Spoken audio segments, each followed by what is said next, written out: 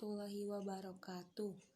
Perkenalkan, nama saya Bunga Raidanur dari Prodi Kesehatan Masyarakat. Di sini, saya ingin menjelaskan tentang materi otonomi daerah. Otonomi daerah adalah suatu kewajiban yang diberikan kepada daerah otonom untuk mengatur dan mengurus sendiri urusan pemerintahan dan kepentingan masyarakat setempat melalui aspirasi masyarakat untuk meningkatkan daya guna dan hasil guna penyelenggaraan pemerintahan dalam rangka pelayanan terhadap masyarakat. Ada juga tujuan otonomi daerah untuk memungkinkan daerah yang bersangkutan mengatur dan mengurus rumah tangganya sendiri, serta meningkatkan daya guna dan hasil guna penyelenggaraan pemerintahan dalam rangka pelayanan kepada masyarakat dan pelaksanaan pembangunan. Ada keuntungan dan kekurangan otonomi daerah. Daerah harus cermat dan pandai mengatur segala sesuatunya sendiri. Kalau tidak, rakyat yang akan dirugikan. Keuntungan otonomi daerah: 1. Pembangunan daerah lebih maju.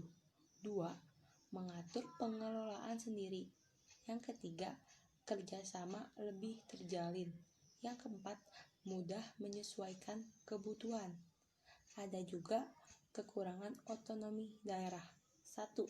Pertentangan peraturan. 2. Pengawasan yang lemah.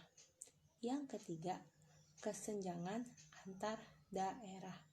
Yang terakhir, rentan korupsi, kolusi, dan nepotisme. Asas dan prinsip pemerintahan daerah otonomi daerah membawa asas dan prinsip sebagai berikut. 1.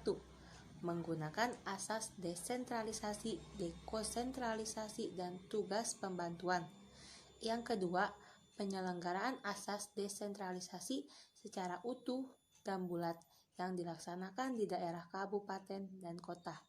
Yang ketiga, asas tugas pembantuan yang dapat dilaksanakan di daerah provinsi, kabupaten, kota, dan desa. Sebagian para ahli pemerintahan juga mengemukakan pendapat lain tentang alasan perlunya otonomi desentralisasi, yaitu 1. Untuk terciptanya efisiensi dan efektivitas penyelenggaraan pemerintahan.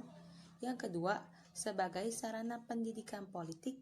Yang ketiga, sebagai persiapan karir politik. Yang keempat, stabilitas politik. Yang kelima, kesetaraan politik atau political equality. Dan terakhir, akuntabilitas publik. Manfaat adanya otonomi daerah. 1. Pelaksanaan dapat dilakukan sesuai dengan kepentingan masyarakat di daerah yang bersifat heterogen dengan cara menerima inspirasi mereka.